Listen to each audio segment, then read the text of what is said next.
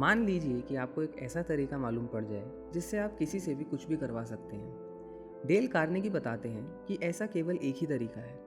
कहने को कहा जा सकता है कि किसी के सर पे बंदूक तान के हम उनसे कुछ भी करवा सकते हैं, या फिर आज की डेट में ज़बरदस्ती करके किसी के साथ कुछ भी करवाया जा सकता है।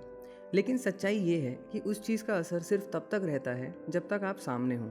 आपके पीछे मुड़ते ही उसका असर भी ख़त्म हो जाता है। तो आपसे कुछ भी करवाने के लिए मुझे आपको वो देना पड़ेगा जो आप चाहते हैं। लेकिन आप चाहते क्या हैं? इस चैप्टर में डेल कार्नेगी ने काफ़ी सारे लोगों की कामयाबी को समझ के हम तक ये राज पहुंचाए हैं। सिगमंड फ्रूड ने बताया है कि आप और मैं जो भी करते हैं वो दो ही कारण से होता है। पहला, काम वासना, और दूसरा, महान होने की इच्छा।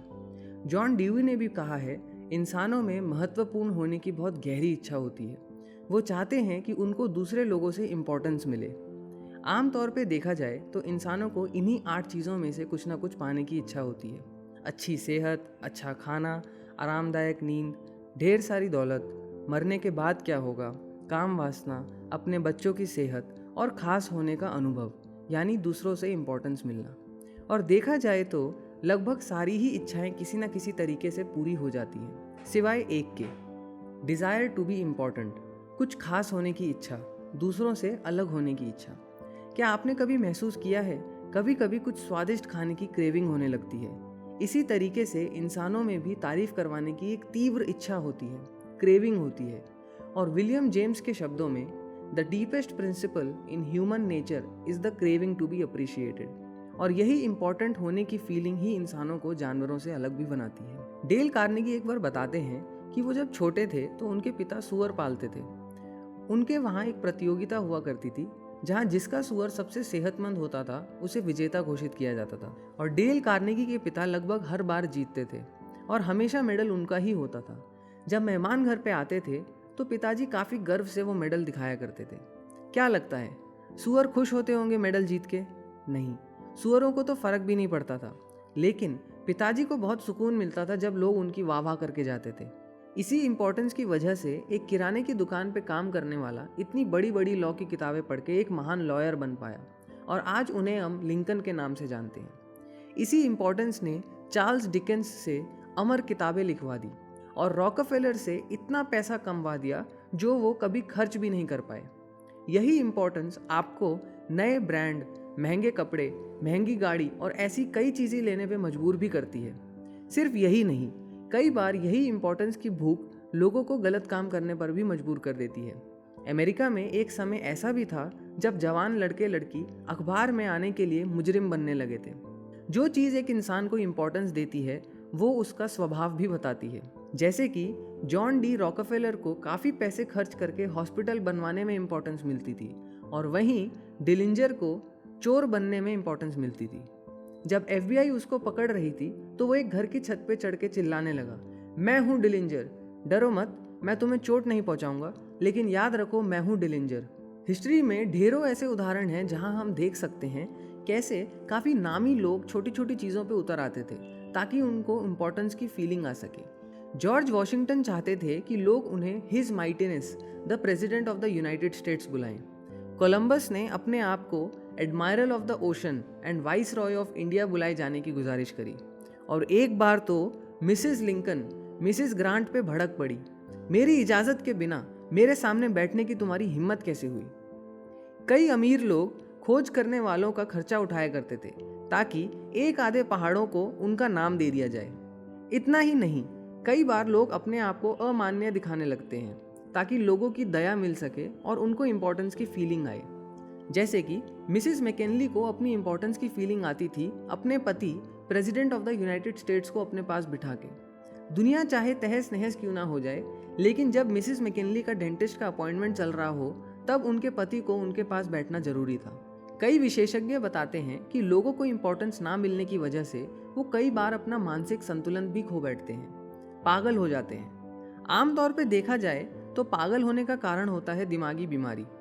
लेकिन एक बार डेल कार्नेगी ने ये सवाल एक मनोवैज्ञानिक के सामने रखा तो उसने बताया कि इसका सही जवाब तो किसी के पास नहीं है, लेकिन मैंने जितने भी मरीज देखे हैं वो ज़्यादातर अपने पागलपन में एक आरामदायक ज़िंदगी ढूंढते हैं। वो लोग उन चीज़ों की तलाश करते हैं जो उन्हें ठीक रहते हुए नहीं मिली। तो डॉक्टर इस पे एक किस्सा बताते हैं। उनके पास उस समय एक मरीज थी जिसकी शादीशुदा ज़िंदगी बहुत ही ख़राब निकली। वो सिर्फ इतना चाहती थी कि उसका पति उसे प्यार करे, उसके बच्चे हों और एक अच्छी ज़िंदगी हो। लेकिन उसका पति उससे बिल्कुल प्यार नहीं करता था, उसके साथ खाना भी नहीं खाता था, उसके बच्चे नहीं थे और वो काफ़ी अकेली ज़िंदगी जी रही थी। इस वजह से वो पागल हो गई और अब वो ये मानती है कि उसकी बहुत ही खुशहाल ज़िंदगी है, जहाँ उसका पति उसे बहुत प्यार करता है। और जहाँ तक बच्चों की बात रही, वो जब मुझे फ़ोन करती है तो बताती है कि कल रात उसका एक बच्चा हुआ। अब डॉक्टर इस पे कहते हैं, अगर मैं किसी तरह से उसका दिमाग सही जगह ला सकता तो भी मैं नहीं करता, क्योंकि वो इस प्रकार ज़्यादा खुश है। अब आप सोचिए, जब लोग इम्पोर्टेंस के लिए इतने भूखे हैं कि वो पागलपन तक पहुंच सकते हैं, तो अगर वही इम्पोर्टेंस आप या मैं उन्हें दे सकें तो उनके लिए वो कितना बड़ा चमत्कार होगा। और यही चीज़ कई लोगों ने बहुत जल्दी समझ ली और वो बड़ी बड़ी सफलता हासिल कर बैठे। 1921 में चार्ल्स श्वाब पहले ऐसे व्यक्ति थे जिनको साल का $1 मिलियन मिल रहा था। जहां अगर कोई साल का $2500 से $2600 भी कमा रहा था तो बहुत बड़ी बात थी। चार्ल्स श्वाब को यूनाइटेड स्टेट्स स्टील कंपनी का प्रेसिडेंट बनाया गया था। तो क्या स्टील के बारे में उनसे ज़्यादा कोई नहीं जानता था? नहीं, बल्कि श्वाब खुद कहते थे कि ऐसे कई इंजीनियर होंगे जिनको स्टील के बारे में उनसे कई ज़्यादा मालूम था, लेकिन लोगों से डील करने की उनकी काबिलियत की वजह से उनको इतनी बड़ी सैलरी मिल रही थी। चार्ल्स श्वाब के हिसाब से उनका एक ही रूल था, मैं लोगों की काफ़ी दिल खोल के प्रशंसा करता हूँ। और वो इस तरीके पे इतने कॉन्फिडेंट थे कि वो कहते थे, उन्होंने आज तक एक भी ऐसा इंसान नहीं देखा जो तारीफ छोड़कर क्रिटिसिज्म से खुश होकर अच्छा काम करके दिखाए। जॉन डी रॉकफेलर की कंपनी के एक पार्टनर एडवर्ड टी बेडफोर्ड ने एक बार एक गलत डील की वजह से $1 मिलियन का लॉस कर दिया था। जहां कोई भी आम आदमी गुस्से में आके एडवर्ड को कंपनी से निकाल देता, वहीं रॉकफेलर ने बड़ी शांति से एडवर्ड को इस बात के लिए धन्यवाद किया कि उसने कंपनी का 60% इन्वेस्टमेंट बचा लिया। डेल कार्नेगी इस मुद्दे को और अच्छे से समझाने के लिए एक कहानी बताते हैं। एक बार एक काफ़ी थकान भरे दिन के बाद खाना खाने बैठे लोगों के लिए एक महिला ने घास फूस रख दी। ये देख के लोगों ने पूछा, कहीं आप पागल तो नहीं हो गई? तो इस पे उस महिला ने बोला, मुझे कैसे पता चलेगा? मैं पिछले 20 साल से खाना बना रही हूँ, लेकिन मैंने आज तक एक शब्द नहीं सुना कि तुम्हें वो पसंद आया भी या नहीं। अमेरिका में एक सर्वे से पता चला था कि टूटी शादियों का सबसे बड़ा कारण होता था लैक ऑफ एप्रिसिएशन, यानी तारीफ ना करना। डेल कार्नेगी बताते हैं कि लोग अपने परिवार वालों को 6 दिन भूखा नहीं छोड़ सकते, लेकिन 6 दिन, 6 हफ्ते, 6 साल और यहाँ तक कि 60 साल तक बिना तारीफ करे छोड़ देते हैं। ये जानना बहुत ज़रूरी है कि इंसान के लिए जितना खाना ज़रूरी होता है, उतना ही दूसरों से एप्रिसिएशन मिलना भी।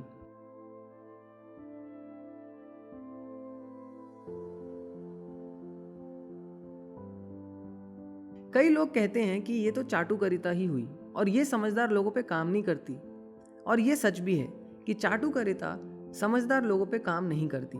हालांकि कुछ लोग इतने गए गुजरे होते हैं कि वो इससे भी खुश हो जाते हैं। फ्लैटरी या चाटुकारिता नकली होता है, एक तरीके से नकली पैसों की तरह। एप्रिसिएशन और फ्लैटरी में अंतर होता है भाव का, एक दिल से आती है और एक सिर्फ जुबान से। एप्रिसिएशन को पूरी दुनिया एक्सेप्ट करती है, लेकिन फ्लैटरी से पूरी दुनिया दूर रहती है। किंग जॉर्ज V के कुछ नियम थे, जिसमें से एक ये था, मुझे ना ही किसी की सस्ती तारीफ करनी है और ना ही किसी से करवानी है। और वाकई में फ्लैटरी एक तरीके की सस्ती तारीफ ही तो होती है। वैसे भी अगर सिर्फ चाटुकारिता से काम बनता तो आज सभी रिश्ते अच्छे होते और हर कोई लोगों से डील करने में अव्वल दर्जे पे होता। कहा जाता है कि जब हम लोग अपने दुख, दर्द और परेशानियों के बारे में नहीं सोच रहे होते, तब ज़्यादातर हम अपने बारे में ही सोच रहे होते हैं। और अगर हम यही अपने बारे में सोचना छोड़कर थोड़ा समय दूसरों के बारे में सोचने लगे, तो हमें लोगों की अच्छाइयाँ दिखनी शुरू होंगी और हम लोगों की दिल से तारीफ कर पाएंगे। दूसरों की तारीफ करना सबसे ज़्यादा इग्नोर किए जाने वाली चीज़ है। कितनी बार हम अपने बच्चों की तारीफ करना भूल जाते हैं जब वो किसी चीज़ में सफल होके आते हैं, चाहे वो अच्छा रिपोर्ट कार्ड हो या फिर वो अपना पहला केक बनाने में सफल हुए हो। अगली बार आप किसी रेस्टोरेंट में खाना खाने जाएं और आपको खाना स्वादिष्ट लगे, तो बनाने वाले को दिल से तारीफ करके देखिएगा। कुछ हो ना हो, लेकिन उसका दिन ज़रूर बन जाएगा। या फिर कोई सेल्समैन आपका अच्छे से स्वागत करे तो उस चीज़ का जिक्र ज़रूर करना, ताकि उसे मालूम पड़े कि जो उसने किया वो लोगों ने देखा। कोई भी स्पीकर या लेक्चरर काफ़ी निराश होता है जब वो अपने पूरे दिल से आके माइक पे बोले और आगे से अच्छे शब्द ना सुनने को मिले। यही छोटी छोटी तारीफें या फिर सिर्फ उनको ये महसूस कराना कि उनका ये भाव हम तक पहुंचा, ये लोगों को काफ़ी खुशी देता है। एक बार की बात है, एक महिला थी जिनका काम था बाकी लोगों का काम देखना। तो वहाँ पे एक सफाई कर्मचारी था जो काफ़ी कोशिश करने पर भी उतना अच्छा काम नहीं कर पा रहा था।